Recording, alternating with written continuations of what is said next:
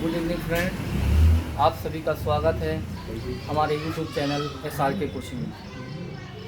आज हम लोग चैप्टर नंबर 5 पढ़ेंगे, 6, क्योंकि 5 जो है वो आपके सिलेबस में नहीं है। चैप्टर नंबर 6 पढ़ेंगे जो कि त्रिभुज है, ट्रायंगल है। और उससे पहले हम आपको बता दें, कोई भी लक्ष्य बड़ा नहीं होता, कोई भी लक्ष्य बड़ा नहीं होता, कोई भी लक्ष्य बड़ा नहीं होता। जीता वही है जो डरा हुआ नहीं होता। ठीक है, कोई लक्ष्य बड़ा नहीं होता और जीता वही है जो डरा हुआ नहीं होता। सीधी सी बात है, तो इसलिए डरना नहीं है। एग्ज़ाम नज़दीक आ गए हैं, आज 1 तारीख हो गई। ठीक है, हम लोग सीधे सीधे बात करेंगे त्रिभुज की। और त्रिभुज चैप्टर नंबर आपका 6 है बेटा, चैप्टर नंबर 6 है। और बात करें अगर हम, तो वो है आपका त्रिभुज। क्या? त्रिभुज। ठीक, थोड़ा सा इसका बेसिक पहले जानेंगे, फिर हम लोग पढ़ेंगे 6.1 और फिर 6.2 पे आएंगे। तो बेटा त्रिभुज क्या है पहले समझिए। सबसे पहले ये जानना है कि सर्वांगसम क्या होता, समरूप क्या होता, आकृतियाँ कब समरूप होती हैं, आकृतियाँ कब सर्वांगसम होती हैं। तो बात वो समझनी है सबसे पहले। ठीक बेटा, तो समझो, पहले हम लोग जानेंगे समरूप क्या होता है। हम लोग बात करेंगे समरूप की। ठीक है, समरूप क्या होता है सबसे पहले ये समझो। तो बेटा समरूप वो आकृतियां होती, जैसे कि अगर हम बात करें जिनका शेप जो है, इनका शेप जो है वो सेम होना चाहिए, एक जैसा होना चाहिए शेप। जैसे कि अगर हम बात करें, गोला है या वृत्त है आपका, मान लो वृत्त है या गोला है। और एक और है, हालांकि देखने से लग रहा होगा कि सर ये तो छोटा है, और सर इसकी रेडियस मान लो, सपोज कर लो कुछ देर के लिए इसकी रेडियस जो है वो आपके पास में 2 सेंटीमीटर है, और इसकी रेडियस जो है वो आपको देख नहीं सक रहा कि मान लो 4 सेंटीमीटर है। तो छोटे बड़े हैं, लेकिन ये समरूप हैं। और समरूप क्यों है? क्योंकि इनका जो शेप है वो सेम है, इनका शेप जो है वो सेम है, आकृतियां सेम बनी हुई हैं, इसलिए ये समरूप है। ठीक, हम आपको बता दें त्रिभुज की बात करें तो, क्योंकि चैप्टर का नाम ही त्रिभुज है। त्रिभुज आपको पता है कि सर समरूप भी होता, सर समबाहु भी होता, सर समद्विबाहु भी होता है, और अन्य प्रकार के भी त्रिभुज होते हैं। तो अगर हम आपको बता दें कि समरूप की बात अगर हम आपको बताएं ट्रायंगल से, तो जिसमें एक समकोण होता है, जिस त्रिभुज में एक कोण समकोण होता है, इट मीन्स 90 का होता है, वो होता आपका कौन सा? समकोण त्रिभुज। समझे बात को? राइट ट्रायंगल होता है। अब बात अगर हम करें तो ये तो एंगल 90 का होगा। ठीक, अब यहाँ पे हमने क्या किया, राइट ट्रायंगल ही लिया हमने, समकोण त्रिभुज ही लिया, लेकिन साइज बड़ा है इसका। साइज बड़ा है कि नहीं है? लेकिन दोनों कैसे हैं? दोनों समरूप है कि नहीं है? दोनों आकृतियां सेम है कि नहीं है? बड़ी छोटी हैं। तो जो जिनकी आकृतियां सेम होती हैं, मतलब शेप जो होता है वो सेम होता है, वो समरूप होते हैं। कैसे होते हैं? और बेटा हम लोग बात करें, वर्ग है ये, वर्ग की चारों भुजाएं बराबर होती, ये भी वर्ग ही तो है। ठीक, तो ये दोनों कैसे होंगे? समरूप होंगे। कैसे होंगे? समरूप होंगे। बात समझ में आ रही? ठीक, कैसे होंगे? समरूप होंगे। केवल ध्यान देना है शेप पर। अगर शेप सेम है तो आकृतियां कैसी हैं? समरूप। ठीक, अगर कोई आप आयत की बात करें, आयत की, तो एक आयत और एक बड़ा आयत, कैसे हैं ये? समरूप। तो बात समझ में आ रही कि नहीं आ रही?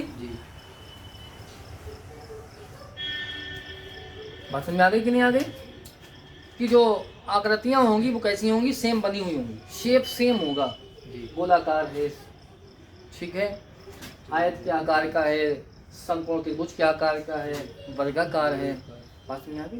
तो ऐसी आकृतियाँ जो होती हैं बेटा वो समरूप, ठीक, पहचान समझ में आ गई। अब अगर हम बात करें इसका दूसरा पक्ष है वो है सर्वांगसम। दूसरा पक्ष है कॉन्ग्रुएंट या सर्वांगसम। सर्वांगसम आकृतियाँ कब होती हैं वो समझना है। क्या समझना है? सर्वांगसम। और उसके बाद हम लोग पढ़ेंगे 6.1 पढ़ेंगे, ठीक। तो सर्वांगसम की बात कर लेंगे यहीं पर। सर्वांगसम, तो सर्वांगसम क्या होता है वो समझना है, ठीक है। इसको हटा दो यहाँ से, इसको हटा दें, ठीक है। अब देखो बेटा, ये तो समरूप समझ में आ ही गया आपको, यहाँ पे सर्वांगसम भी समझो, ठीक। सर्वांगसम क्या होता है बेटा? जो आकृतियां सर्वांगसम हैं वो समरूप होंगी, ठीक। सभी आकृतियां सर्वांगसम समरूप होती हैं, लेकिन सभी समरूप आकृतियां सर्वांगसम नहीं होती, नहीं हो सकती, नहीं हो सकती, ठीक है। अभी आपने देखी लिया, आप देखो और आपको समझ में आ जाएगा। सर्वांगसम का मतलब होता है शेप तो हो सेम, और साइज भी सेम होना चाहिए। शेप के साथ साथ में साइज भी सेम होना चाहिए, दोनों बातें होनी चाहिए, दोनों को होना चाहिए भैया। तो देख लो, जैसे कि मेरे पास में, चलो त्रिभुज ही ले लो, एक समकोण त्रिभुज ये रहा, ठीक। इसकी माप जो है वो, इसका जो लंब है वो हमने 2 सेंटीमीटर लिया, ठीक। इसका भी कुछ हमने मान लिया, इसका 4 मान लिया, कुछ भी मान लो, कोई समस्या नहीं है, ठीक। और जो मेरे पास में एक और त्रिभुज है, ठीक, उसकी भी माप हमको दे रखी है, 4 हो गया, ये आपका 2 हो गया, ठीक है। आपको केवल समझना है, ठीक है। तो अब एक बात देखो बेटा, इसका लंब सेम है कि नहीं है? इसका कर्ण 5 है कि नहीं है? इसका आधार 4, इसका आधार 4 है कि नहीं है? तो ऐसी आकृतियां जिनकी माप जो है वो सेम हो, त्रिभुज है तो इनके साइड जितने भी दे रखी है, जितनी त्रिभुज की तीनों भुजाएं कैसी हो? बराबर हो। अगर बराबर हैं तो वो त्रिभुज समरूप सर्वांगसम तो होंगे, और साथ ही साथ समरूप भी होंगे, सर्वांगसम के साथ में समरूप भी होंगे। बात समझ में आ गई कि नहीं आ गई? और आगे देखिए, जैसे कि मेरे पास में ये एक वृत्त है, क्या है? वृत्त है अपने पास में, त्रिज्या 3 सेंटीमीटर का है, और मेरे पास में एक और है, देखने से लग रहा होगा छोटा बड़ा, लेकिन नहीं, हम इसके जब माप बनाएंगे, त्रिज्या लेंगे तो आपको यहाँ पर सेम ही होगा। तो हमने क्या लिया, इसको भी 3 सेंटीमीटर। तो दोनों आपकी जो वृत्त हैं कैसे हैं? 3 सेंटीमीटर त्रिज्या के, 3 सेंटीमीटर त्रिज्या के। इसका मतलब ये है सर्वांगसम आकृतियाँ, सर्वांगसम है। और बेटा जब सर्वांगसम है तो समरूप तो होंगी ही होंगी। बात समझ में आ गई कि नहीं आ गई? एक कम शब्दों में हम आपको एक बात और बताएं, चूड़ी देखी होगी, ठीक। एक साइज की चूड़ियां लीजिए, 2 4 3 4 5 जो कुछ ले लो, और लेने के बाद ऐसे पकड़िए, ऐसे, और सामने वाले को दिखाओ, देखो, उससे बोलो कितनी है ये? वो कहेगा 1 है। कितने कहेगा? 1। क्यों? क्योंकि ये सर्वांगसम आकृतियां हैं। क्योंकि ये कैसी है? सर्वांगसम है। समझिए बात को। तो सर्वांगसम वही होती हैं आकृतियां जो एक आकृति दूसरी आकृति को बिल्कुल से ढक ले, ऑब्जर्व कर ले। आगे बात समझ में? जी। और मालूम हुआ एक छोटे साइज की है, एक बड़े साइज की है, तो वो दिख जाएंगे, उसको कहेगा 2 हैं। तो समरूप तो वो है, लेकिन सर्वांगसम फिर नहीं है। आई बात समझ? सर्वांगसम का मतलब होता है बिल्कुल एकदम ढक लेगी, अब छुपा देगी, मतलब शेप तो सेम होगा ही होगा, और साइज भी सेम होगा। आ गई बात समझ में? बस दोनों बातें समझ में आ गई। आगे हम लोग क्वेश्चन करेंगे।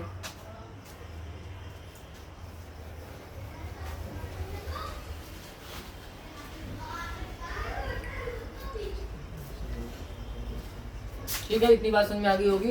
अब हम बात करें एक्सरसाइज की, सीधे फिर हम लोग उससे क्वेश्चन भी करने वाले हैं। तो 6.1 की हम लोग बात करेंगे सबसे पहले, ठीक। तो 6.1 में आ जाइए। इसमें पहला जो क्वेश्चन है हम आपको बताते चल रहे हैं, ठीक है।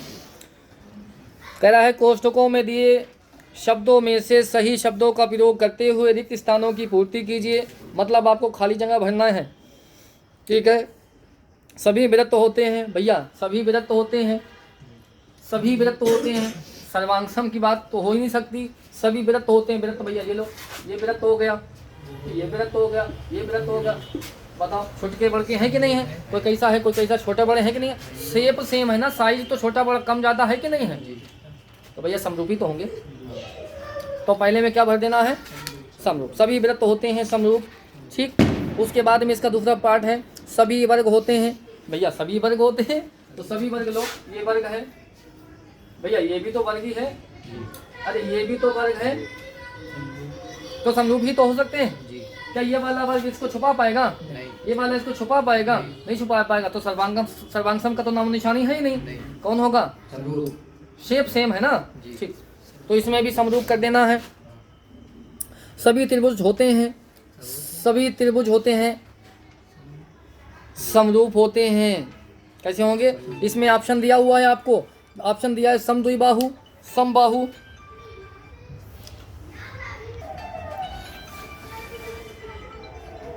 तो इसका तीसरा जो क्वेश्चन है बेटा, सभी त्रिभुज समरूप होते हैं।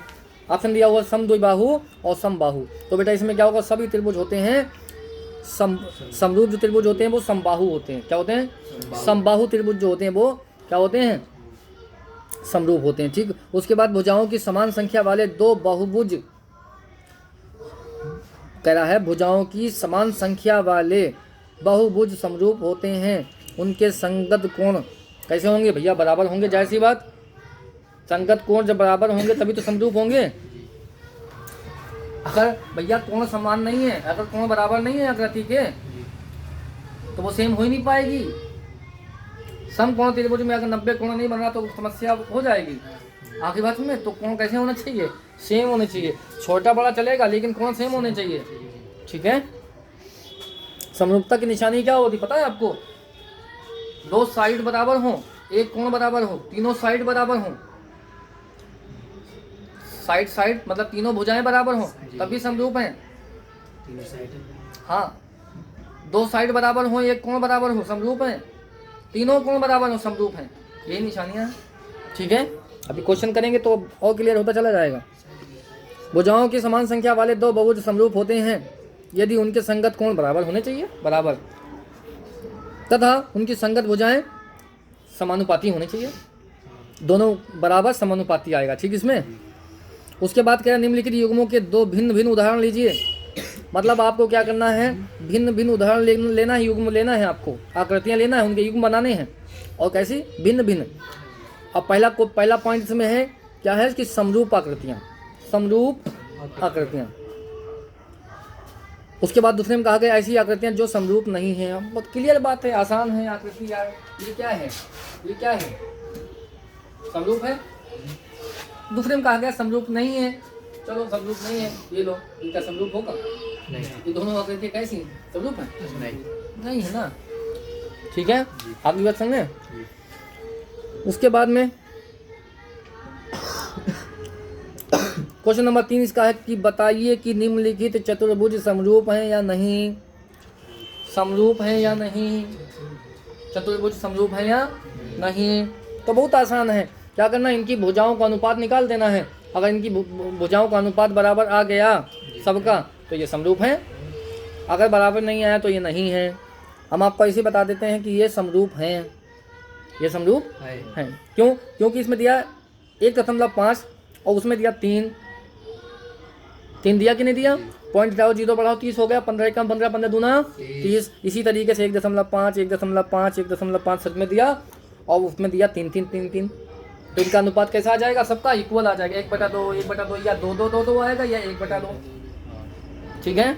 कौन भुजा ऊपर है कौन नीचे है उस पर निर्भर करता है। ठीक है। पसंद में आ गई? तो ये तो फिलहाल 6.1 था आपका एक्सरसाइज, तो ये तो आपका हो गया। ठीक। इसमें अगर क्वेश्चन एग्जाम में पूछता है, अगर इसमें क्वेश्चन पूछता है बेटा तो समझ लो बात को।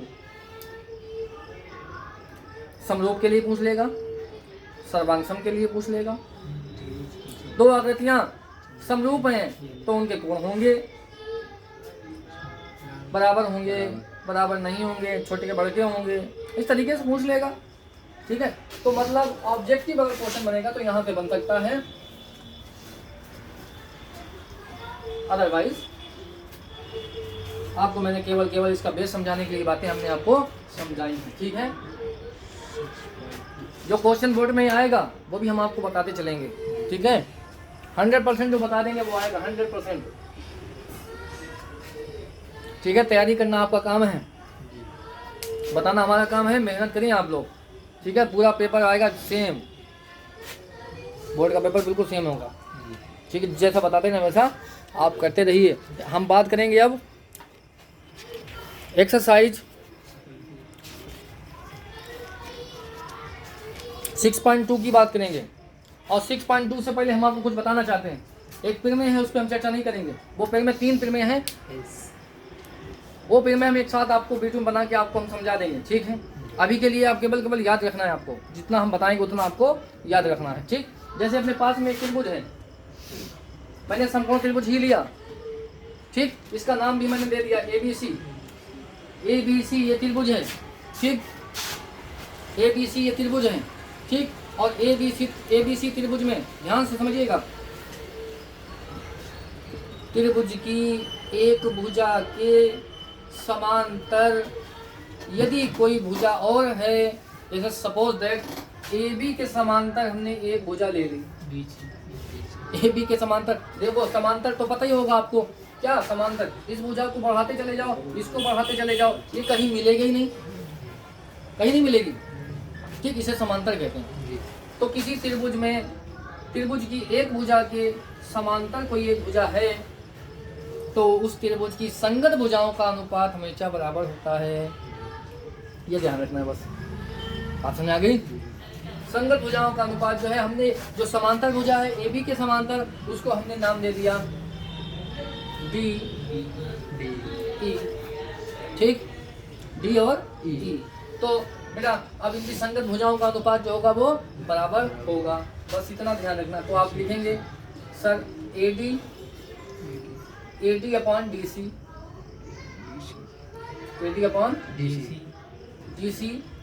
Is equal to BE upon EC या CE, जो कुछ भी। समझ में आ गई बात। कोई त्रिभुज है और उस त्रिभुज की एक भुजा के समांतर कोई एक और भुजा अंदर दे रखी त्रिभुज में, ठीक है।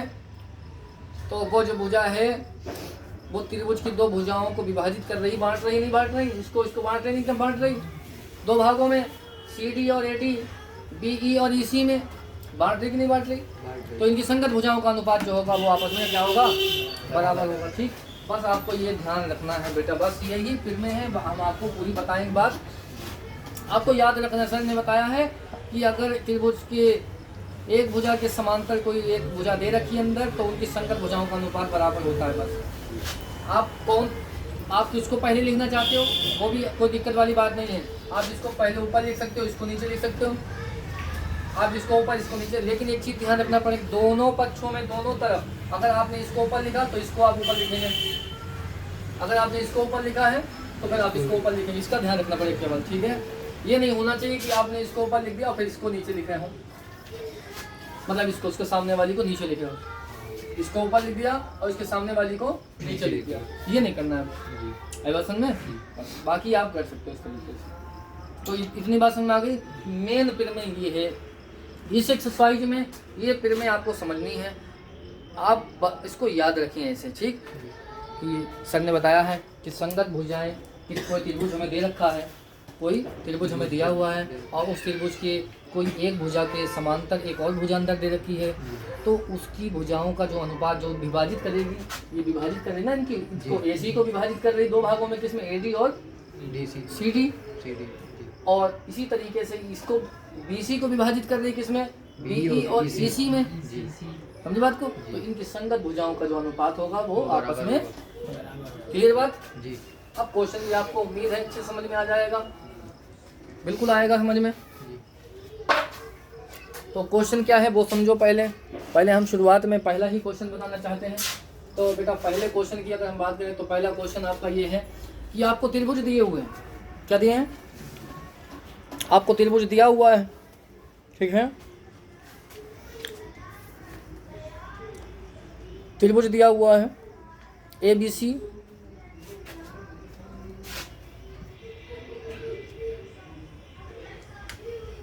समकोण त्रिभुज बेटा हमें दे रखा है क्वेश्चन में, ठीक है। पहला पार्ट जो है इसका, और नाम भी है इसका ABC, ABC, ठीक। एक भुजा इसमें और दिया हुआ है, वो ये दिया हुआ है, ठीक। उसका नाम जो है वो है बेटा ED, ऐसे दिया हुआ है।